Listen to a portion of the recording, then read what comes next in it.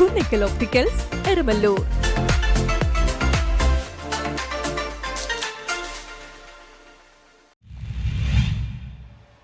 അന്യായമായ court fee വർധനവിനെതിരെ Kochi bar association പ്രതിഷേധിച്ചു. അന്യായമായ കോർട്ട് ഫീ വർധനവിനെതിരെ കൊച്ചി ബാർ അസോസിയേഷന്റെ ആഭിമുഖ്യത്തിൽ അഭിഭാഷകർ പ്രതിഷേധിച്ചു. Bar association president advocate Asif K Muhammad Ali അധ്യക്ഷത വഹിച്ച പരിപാടിയിൽ അസോസിയേഷൻ സെക്രട്ടറി പ്രമോദ് പ്രഭാകർ, മറ്റ് അസോസിയേഷൻ ഭാരവാഹികളും അഭിഭാഷകരും പങ്കെടുത്തു. നമ്മളാണ് പൊതുജനങ്ങൾക്ക് വേണ്ടിയിട്ടുള്ള വോയിസ് എക്കോ ചെയ്യേണ്ടത്. അതിനൊരു കാരണവുമുണ്ട്.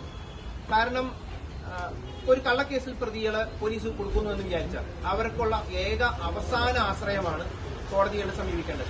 ഈ കോടതികളെ സമീപിക്കുമ്പോൾ അവർക്ക് ഒരു കോർട്ട് ഫീ, ഭയങ്കര രീതിയിലുള്ള കോർട്ട് ഫീ, ഒരു മുൻകൂർ ജാമ്യം, അതിൽ നിന്നും അവർക്ക് ഈ ലോക്കപ്പ് അല്ലെങ്കിൽ കസ്റ്റഡി അത്തരത്തിലുള്ള ട്രോമകളിൽ നിന്നെല്ലാം അവോയ്ഡ് ചെയ്യാനായിട്ട് അവർക്ക് ഒരു മുൻകൂർ ജാമ്യത്തിന് പോകാനാണെങ്കിൽ അതിന്റെ ഫീസ് വളരെ കൂടുതലാക്കി.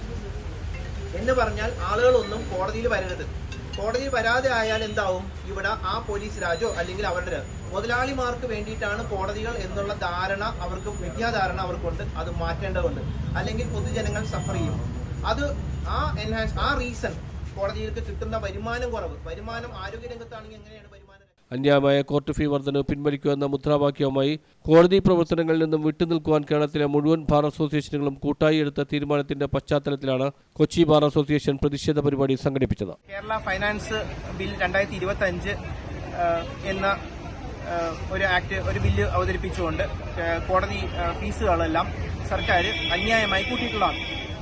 ആ ഒരു വർധന എന്ന് പറഞ്ഞാൽ തീർച്ചയായും അതിന്റെ സർക്കാരിന് പറയുന്ന ന്യായം കോടതി നടപടികൾ, ജുഡീഷ്യറിയിൽ നിന്നും ലഭിക്കുന്ന വരുമാനം ചെലവിനേക്കാൾ വളരെ കുറവാണ് എന്നുള്ളതുകൊണ്ടാണ്. ജുഡീഷ്യറിയെ ഒരു സർക്കാരിന്റെ വരുമാന മാർഗമായി കാണുന്ന നടപടി അത് തികച്ചും അന്യായമാണ്, അൺകോൺസ്റ്റിറ്റ്യൂഷണൽ. News bureau, Thoppumpady.